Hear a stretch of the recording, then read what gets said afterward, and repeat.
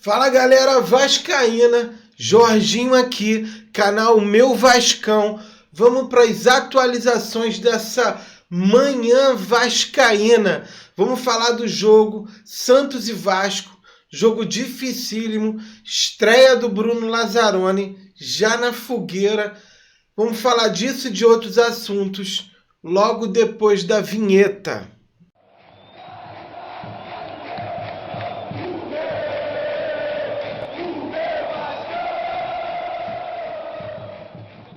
Tamo de volta, galera. O jogo entre Santos e Vasco é válido pela quarta rodada do Brasileirão. Acontece amanhã, nessa quinta-feira, 26 de fevereiro, às 19 horas, na Vila Belmiro, tá? Cara, vai ser um caldeirão na Vila Belmiro.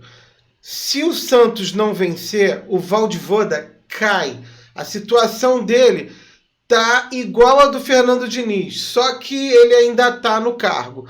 Mas é desesperadora a situação do Santos. O negócio lá tá feio.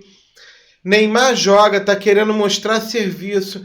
Ele deu uma entrevista ontem, tá bem fisicamente, tá querendo ser o salvador da pátria. Ele, né, a gente pode falar o que for, mas o Neymar é apaixonado pelo Santos, ele não quer deixar a peteca cair.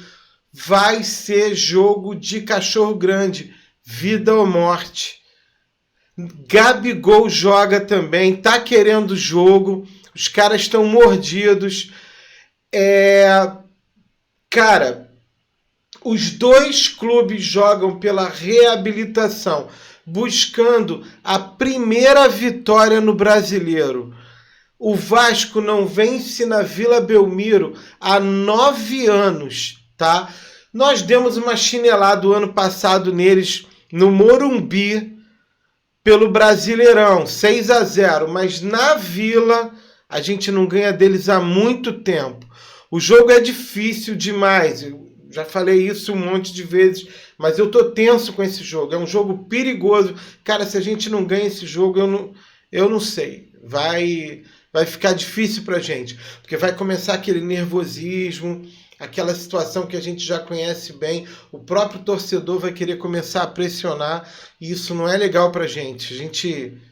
A gente é escaldado, né, cara? Nós somos o 17º e eles o 18º. A gente só tá na frente do Santos, cara.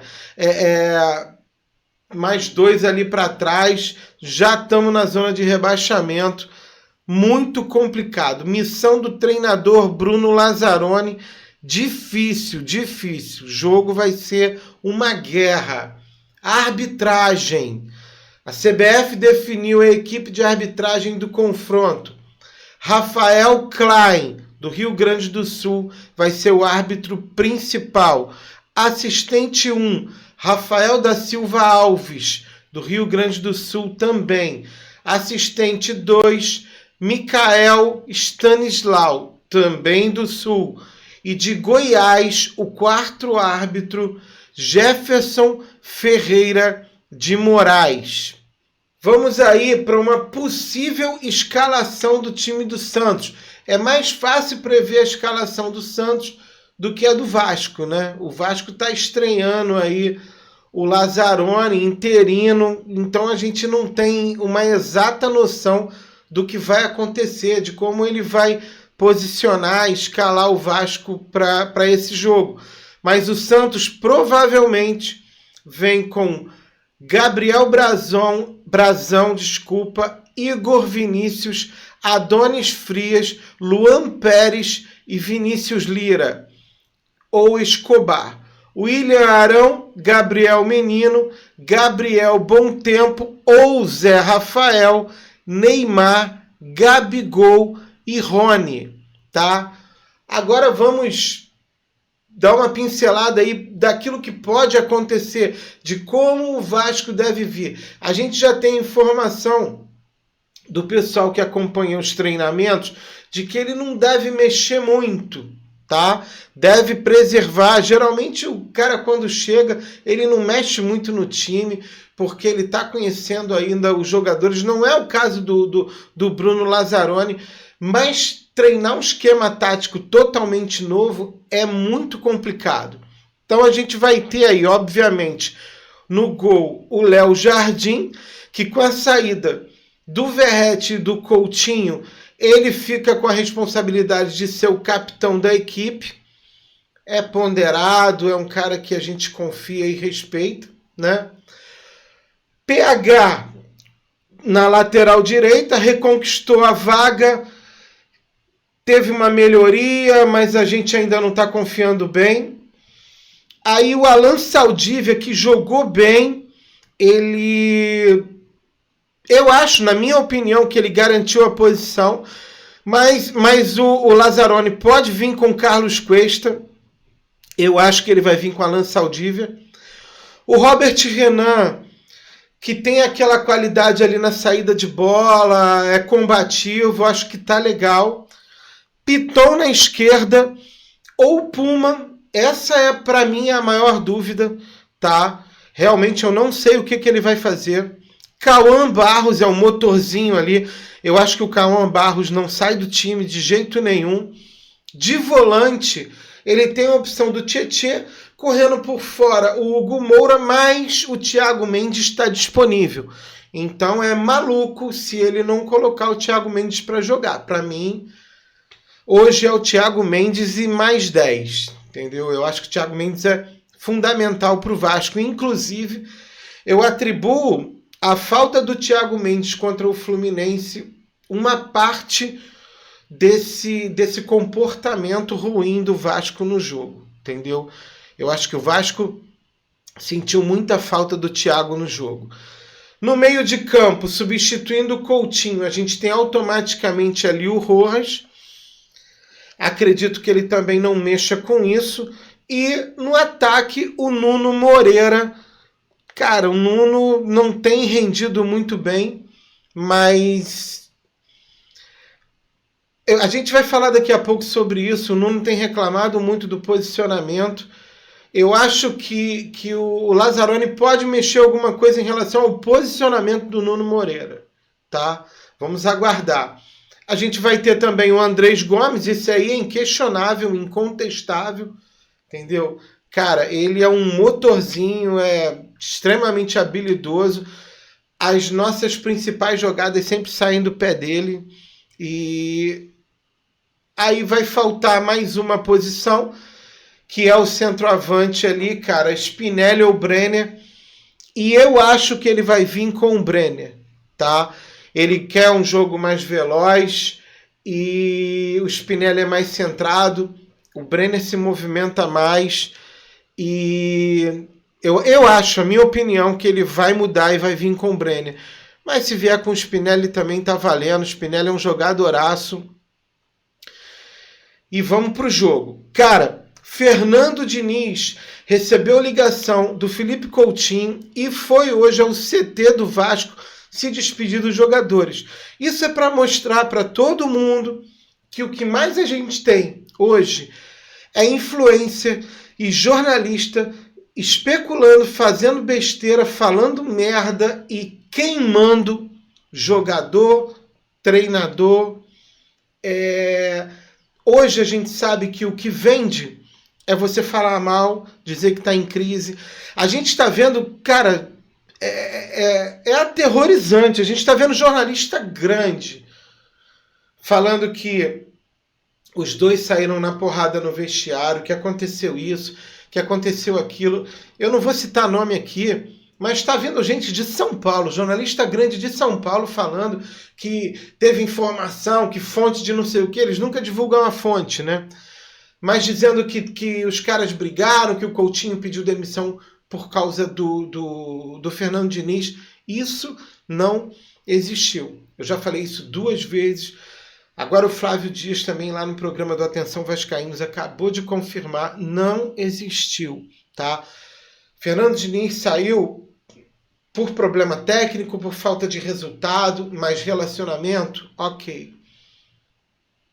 Um jogador ou outro se posicionando aqui na rede social porque teve que ir embora, porque foi dispensado, porque não está jogando na posição que quer, que é o caso do Nuno, mas são probleminhas pontuais. no geral, Fernando Diniz tem um bom relacionamento com os jogadores, sempre teve, e é amigo pessoal do Felipe Coutinho. Ele ajudou o Felipe Coutinho, sempre incentivou o Felipe Coutinho, e eu acho que a gente tem que apagar essa má impressão do Fernando Diniz. Ele é um cara do bem, é um cara querido, não estava num bom momento, não deu sorte, mas eu desejo a ele um restabelecimento rápido, que ele, próximo time que ele treine, que ele volte aí nos caminhos da vitória, porque ele é um cara guerreiro, ele é um cara legal. Esse cara deu milhões pro Vasco, ajudando o Ryan, cara.